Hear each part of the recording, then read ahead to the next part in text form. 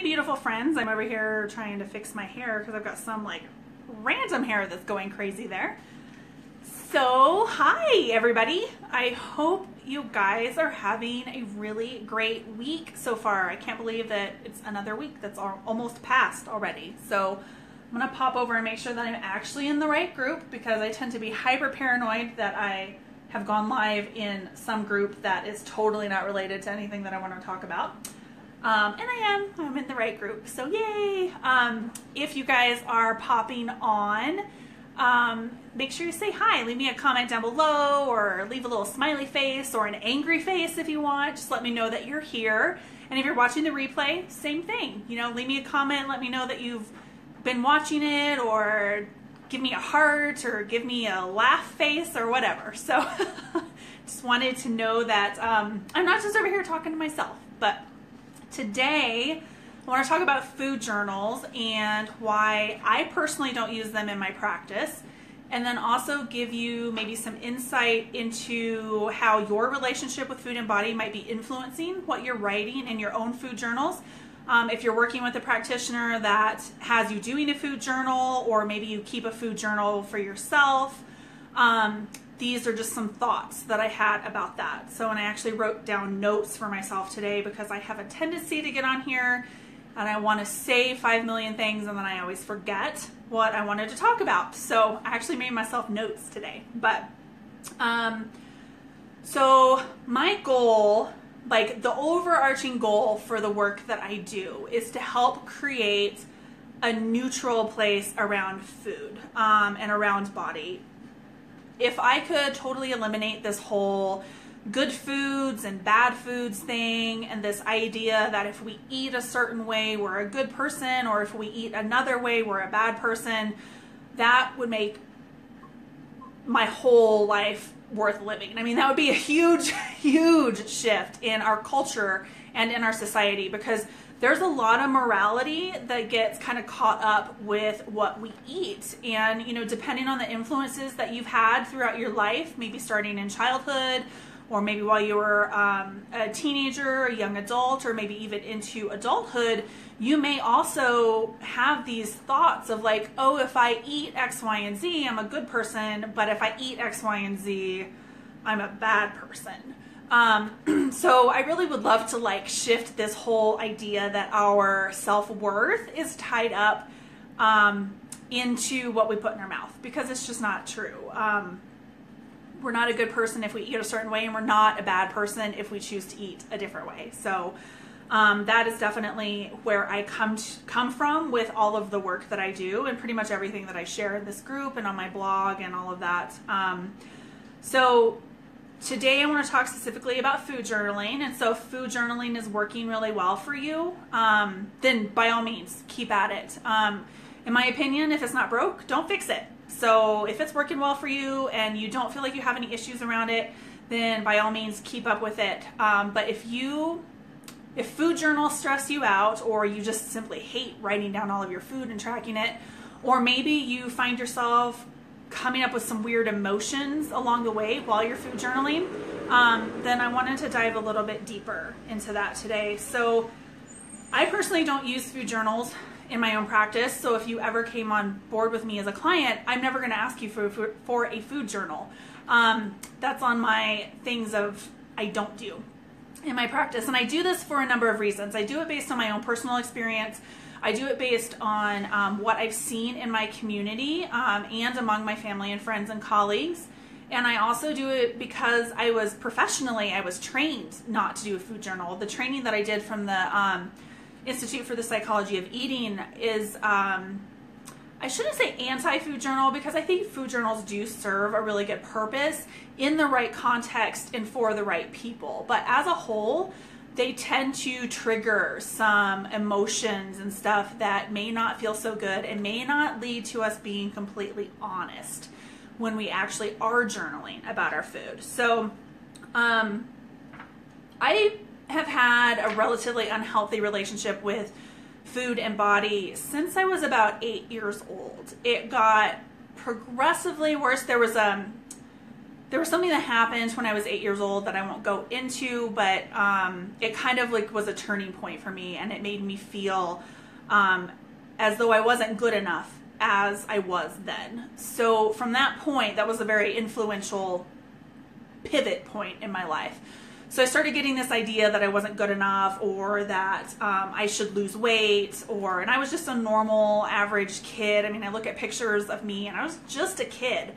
But that shifted the lens that I was viewing myself through, and it turned it into, it didn't matter what I weighed. I had this very specific idea of who I was, that was just the lens that I was looking at for my life. So that, it was definitely there as a child. And then once I got into like middle school and high school, it got progressively worse. There was definitely a lot of comparison to the girls that, were in my class, and even my friends, and who did the boys like, and how come they liked these girls more than they liked me or my other friends or whatever. So just the whole, teenage years of trying to figure out who you are and trying to fit in, and you're getting all of these messages from society that you're not good enough, or you're not skinny enough, or you're not pretty enough, or all of these things. So that kind of took me, I've been dealing with food and body issues kind of on a little bit of a roller coaster up through, it actually, most of my food and body issues kind of disappeared in my late teens and my early 20s. I went through, I see somebody popped on, hi. So I went through a period where life was actually really good. I was really enjoying being a young adult. I was figuring out who I was in the world. I had a really tight-knit group of friends. I was snowboarding all the time. I was literally working, snowboarding, and going to school. I mean, life was awesome. So that was a period of time where I wasn't as focused on my looks. Hi, Amanda. Thank you for watching. I'm so glad you're on here. Yay.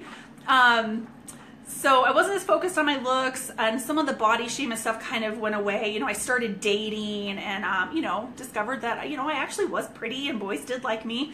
But then I had some health changes, and I started putting on more weight. It was like I went through this period of time where between like 18 and 22, 23, where I could eat anything I wanted, and my body did not change. And I think it was, that young adult metabolism. I was also super, super active every day. So I hit this like wall where my health shifted, and all of a sudden I started gaining a ton of weight. So that just brought this cascade of unworthiness and self-hate and just unhappiness back on. It just all came flooding back, and I feel like it was even worse as an adult than it was when I was a kid. So so that got progressively worse, and then I worked with this nutritionist who had me do a food journal, and this was just recently. I actually was looking back on my history, and I realized that this was a super pivotal moment in my journey with food and body. So I was doing my food journal for her, and she would review it every time I came in to my appointment, which was once a week at the time. And so at that time I was eating really, really clean, what I would consider clean. I was doing like a AIP keto diet. So I was on the therapeutic restrictive AIP diet, but I was also doing keto on top of that. So I was eating what I was thinking was clean, but I did allow myself to have a treat once a week. And I remember I wrote down the treat that I had, which was on a Friday night. That was like my reward for being good the entire week. And my treat was literally, these organic, Hail Mary macaroons. You guys may have seen those at your health food store. They're really delicious. They're made with super clean ingredients. So for me, that was a huge treat at the time. And so I remember writing down that I ate those. She looked at my food journal and she said, "A person with your health problems cannot eat macaroons." And she said it in this very like condescending, snarky kind of voice. And I was like, that was a pivotal moment for me. It made me so ashamed because I had been good all week. I was totally honest. I was eating super clean. I was doing all of these things that I should be doing, but she focused on this one aspect and made me feel like I was less of a person, that I was a bad person when I ate some freaking macaroons. I mean, give me a break, okay? That's not gonna make or break my health to have some macaroons. So that actually was kind of this turning point for when my eating disorder started to develop. And I use that as an example because we forget the power that our words have on people. I know, Amanda, and it was a memory that I think I had suppressed because it literally just came back to me a month or two ago. And I've started kind of tracking some of my behaviors, and that really was a pivotal moment. So we have to remember that our words carry a lot of weight, and we never know how our words are going to affect somebody. So we really have to be gentle with other people, and we also need to be gentle with ourselves, because think about the words that you tell yourself every day. How are those landing? That's no different than somebody saying something horrible to you from the outside. It's actually worse when it's coming from us because we're attacking ourselves. So that incident with, yes, treat shaming is a huge issue. That could be a whole separate video. Hey, I've since learned to loosen up a little bit, but anyways, so that was a really pivotal moment, and that really kind of solidified my hatred of food journals. And from that point on, I refused to use them. If I had a doctor that wanted me to journal food, I just wouldn't do it.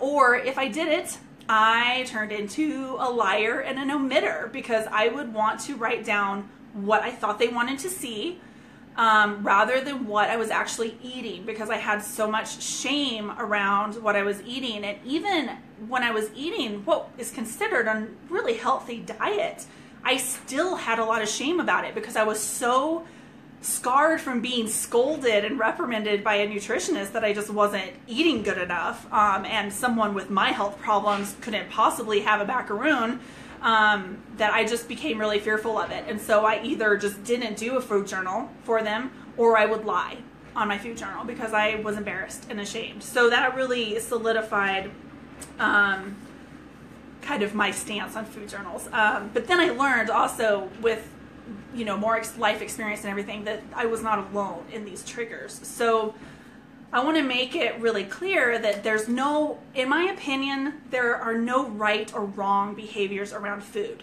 You're not a good person because you eat a certain way. You're not a bad person because you eat another way. That's where I'm coming from, is a really food neutral place.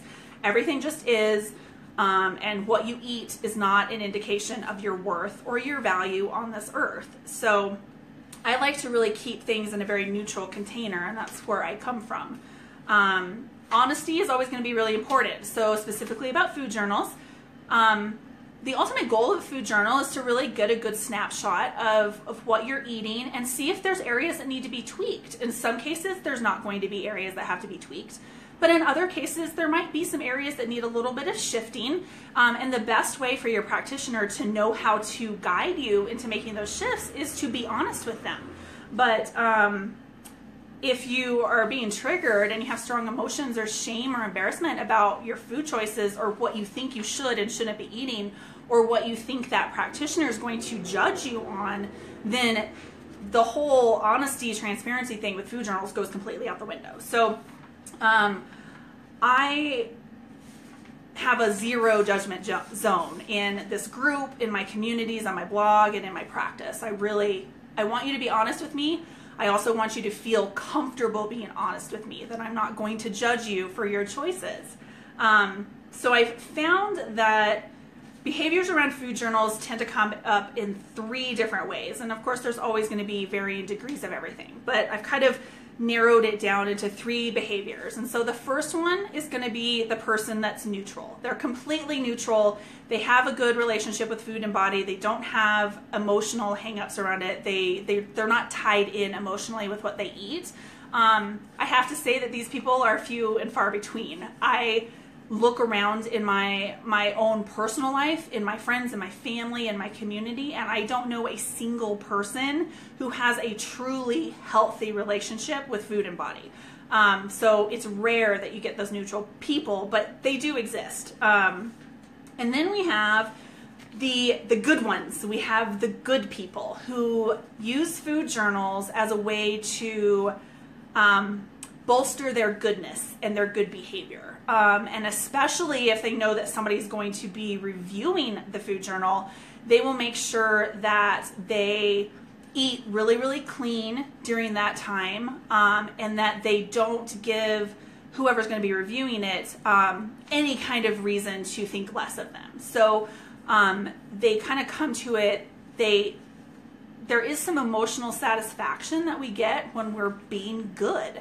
And we don't even realize that we do this. This is just cultural, societal ingraining that we're taught. But some people will use a food journal as a way to track how good they've been as a person, because they're still tying their worth in with what they eat. They're a good person if they eat good. They're a bad person if they eat bad. And so that tends to be the second person. And sometimes these people, they're not omitting things on their food journal. They are choosing to eat really, really clean for that duration of time. But then once that's over and they've been a good girl or a good guy, and they haven't been reprimanded for any of their choices, then they may start going back to more of their normal style of eating. So again, this does a disservice to both the client and the practitioner, because we're not getting an accurate snapshot of what you're actually eating. So again, there's nothing wrong with any of these behaviors. They're actually, for so many of us, they're subconscious. We don't even realize that they're happening. So again, no good or bad. So the third type is going to be who I was. I was the omitter. I was the one who left things off of my food journal, or I just flat out lied because I was scared, again, of being reprimanded by somebody else. And so if I just didn't, I just chose not to do a food journal, I would just tell the practitioner I'm not going to do the food journal. But if I did, I would definitely leave stuff out because I had so much shame and embarrassment about, what was going on with me around food. So they may omit meals, they may omit snacks, they may write down what they think the practitioner wants to hear, because that behavior is being driven from a very emotional place. They have a lot of shame and a lot of embarrassment about what they're choosing to eat, and they don't want to be judged for it. And again, nothing wrong with behaviors. So many of us don't even realize that we do this.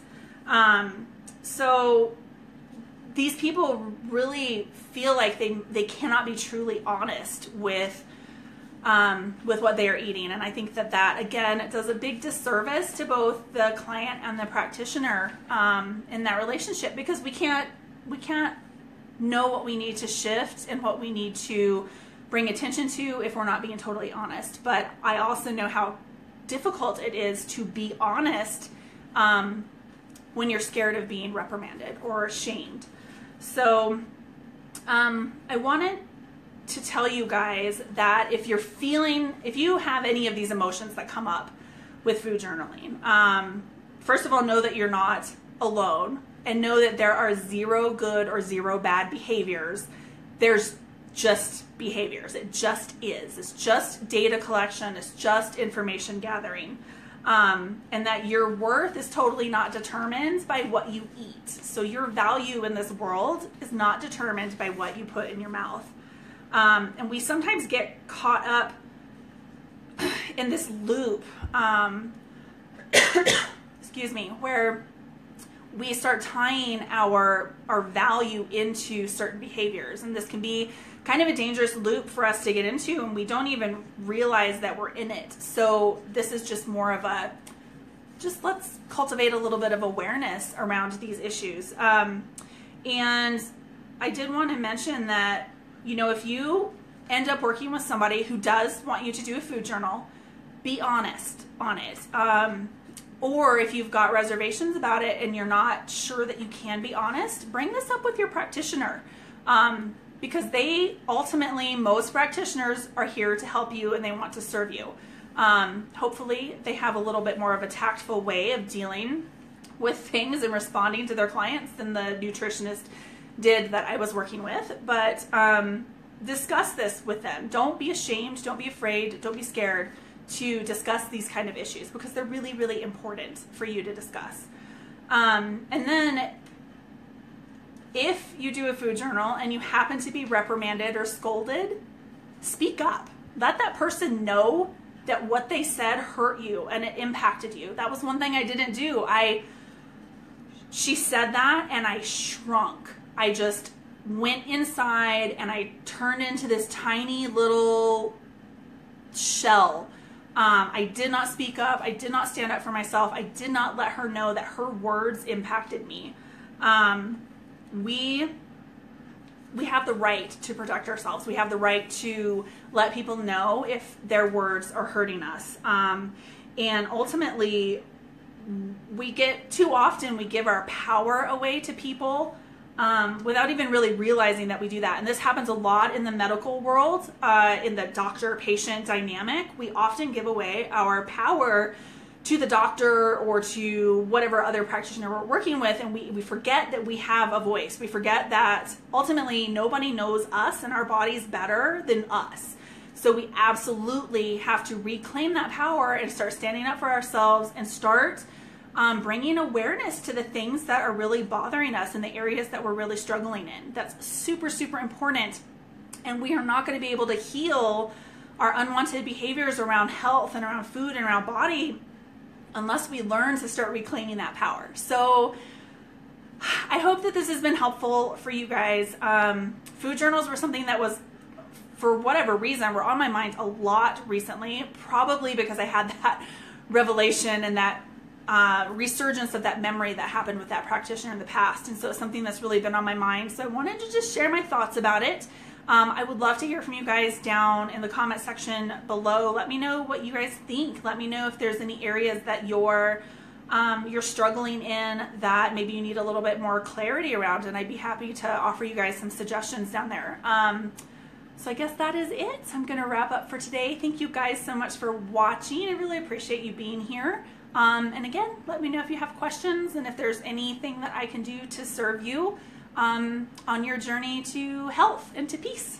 So have a great day, everybody. Have a great weekend. Weekend's coming up, and I will talk to you guys again very, very soon. So talk to you later. Bye.